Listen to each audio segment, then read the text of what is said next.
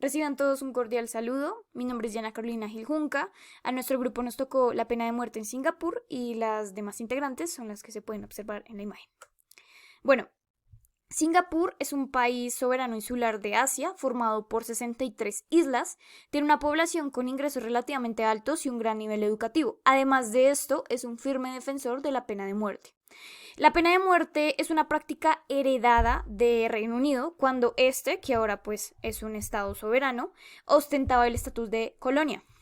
Singapur mantiene penas que van desde castigos físicos para crímenes como el vandalismo, las violaciones y el desorden social, hasta la pena de muerte para el tráfico de drogas y de armas. Se le suele atribuir el bajo índice de delincuencia a esta actividad, la pena de muerte, a través de un enfoque de tolerancia cero a los criminales, sobre todo con respecto al tráfico de drogas. Con las enmiendas hechas a la ley de la pena de muerte por el uso indebido de drogas en 2013, se disminuyó la severidad con la que se trataban a los reclusos, y de esto vamos a hablar un poco más adelante. Pero el país sigue afirmando su posición de Estado soberano con la capacidad de implantar sus propias leyes en su propio territorio, incluyendo pues la pena de muerte.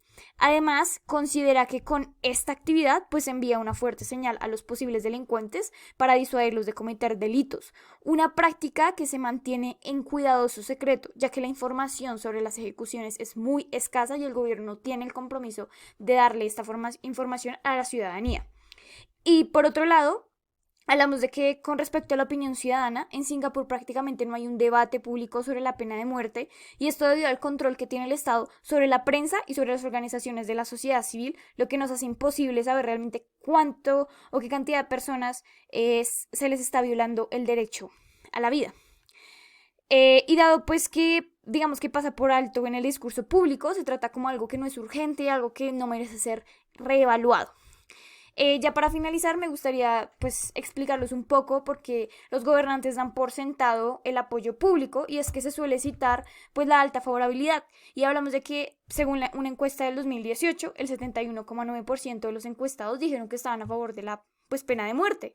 Sin embargo, una gran mayoría de los encuestados no pudo dar ni siquiera una cifra estimada de la cantidad de ejecuciones que se habían llevado a cabo en los últimos 10 años. Entonces podemos hablar de una favorabilidad sustentada en la ignorancia. En el caso específico de Singapur encontramos que se ve el incumplimiento de uno de los deberes adjudicados a los estados, como lo es respetar los derechos humanos tanto de nacionales como de extranjeros. Y esto se evidencia ya que Singapur ha implementado la pena de muerte como castigo a delitos tales como asesinato, secuestro, traición, algunos delitos con armas de fuego e incluso el tráfico de drogas y sustancias psicoactivas. Además, el Estado ha usado esta medida como una herramienta con el fin de promover la estabilidad y disuadir la delincuencia en el territorio.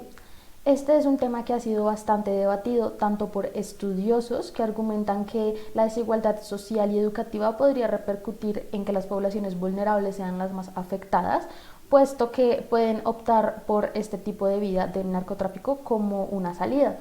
Y también por activistas internacionales de derechos humanos que postulan que el uso de la pena de muerte en Singapur es una completa negación final de los derechos humanos, en conflicto específicamente con el artículo 3 de la Declaración Universal de los Derechos Humanos, que dice, y lo cito: todo individuo tiene derecho a la vida, a la libertad y a la seguridad de su persona. Como postura estatal a lo anteriormente mencionado, encontramos tres aspectos importantes. El primero es que Singapur destaca que no hubo un consenso internacional sobre la abolición de la pena de muerte, y que incluso el Pacto Internacional de Derechos Civiles y Políticos establece que la pena de muerte solo puede imponerse por crímenes más graves, o sea, específicamente que no deberían entrar delitos con drogas o narcotráfico. El segundo es la igualdad soberana como derecho del Estado. Esto se evidencia claramente en la Carta de las Naciones Unidas, y es que cabe destacar que Singapur, en el ejercicio de su soberanía y apoyándose en el derecho de ejercer la jurisdicción dentro de su territorio, puede implementar este tipo de medidas, y a los ojos singapurienses no se está incurriendo en ninguna falta, resaltando que el uso de estas leyes son en pro de proteger a sus nacionales, y también se pueden apegar al derecho de rechazar cualquier tipo de intervención. Y por último, no hace parte del Consejo de Derechos Humanos, que como sabemos es el organismo intergubernamental dentro del sistema de las Naciones Unidas, que promueve tanto el respeto como el cumplimiento de los derechos humanos. Las reformas del ex primer ministro Lee Kuan ayudaban a las personas para que se salvaran de la pena de muerte. La primera reforma se basó en la anticorrupción, donde se equilibró los salarios y se reguló los ingresos de los ministros para asegurar la honestidad y el compromiso que tenían los políticos al momento de adquirir un cargo público. Para los homicidios, el narcotráfico y los delitos de índole sexual, los tribunales eran los encargados de retirar la pena de muerte en ciertas situaciones.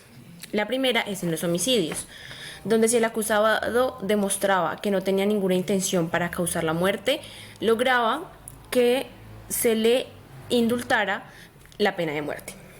En el narcotráfico, si el acusado había participado en el transporte, en el envío o en la entrega de alguna droga, se hacía merecedor a la pena de muerte. Hay un caso de un ciudadano malasio que obtuvo el indulto de la pena de muerte, ya que solo vendía algunos tipos de droga, lo cual, por este caso, se obtuvo el indulto. Y los delitos de índole sexual o delitos sexuales menores, los criminales serán puestos a trabajar en la ciudad como barrenderos y así los impuestos del pueblo no mantendrán a criminales. Amnistía Internacional es un movimiento global que está presente en más de 150 países que vela por el cumplimiento de los derechos humanos. Amnistía Internacional trató de intervenir para detener estas prácticas inhumanas, pero los nacionales expusieron que con estas medidas se sentían más seguros de que las personas no harían daño por miedo a adquirir la pena de muerte. Singapur decidió no tener un apego a los derechos humanos, ya que las organizaciones internacionales velan por los intereses de los criminales y no buscan la reparación de los daños. Ahora bien, nuestra opinión como grupo es que Singapur debe seguir implementando la pena de muerte como lo ha venido haciendo. Esto también porque tiene el derecho total de ejercer su soberanía. Tenemos muy claro que Singapur tiene establecidas cuáles son las reglas del juego, es decir, cuáles son los casos que aplican o no aplican para la pena de muerte. Asimismo, también entendemos que ningún Estado puede intervenir sobre las decisiones que el gobierno debe tomar respecto a la pena de muerte, y es por eso que decimos que tiene el derecho total a ejercer su soberanía. Un punto importante también es que tiene el respaldo de la mayoría de su población, quienes afirman que todas estas condiciones los hacen sentir mucho más seguros y mantienen sus índices de criminalidad muy bajos respecto a otros países. Otro punto importante es que los ciudadanos no deben pagar impuestos extras para mantener a sus presos, porque quienes infringen la ley son condenados a la pena de muerte o a trabajos forzosos como una medida para retribuir el daño que le han hecho a la sociedad. También tenemos que la pena de muerte ha convertido a Singapur en una nación más próspera y ha brindado calidad de vida a sus nacionales. Esto lo podemos evidenciar en rankings internacionales como el del PIB per cápita, en donde Singapur ocupa el número 6. Ahora bien, ¿cuáles son las propuestas que nosotros tenemos frente a todo este tema? Tenemos dos. La primera es que el gobierno de Singapur debe ser más flexible y tiene que tener medios de comunicación más libres. Es decir, que el gobierno debe permitir una libertad de prensa, porque la información que se le permite mostrar en los medios es muy limitada y digamos la mayoría de población no conoce cuáles casos fueron sentenciados, cuáles no y cuántos casos de pena de muerte se dan al año. Como segunda propuesta tenemos la cooperación entre los estados. Esta medida solo aplicaría para los delitos de tráfico de drogas y que sean ciudadanos extranjeros, los cuales tendrán la posibilidad de ser extraditados, ya sea por su país de origen o por un país donde también hayan infligido la ley.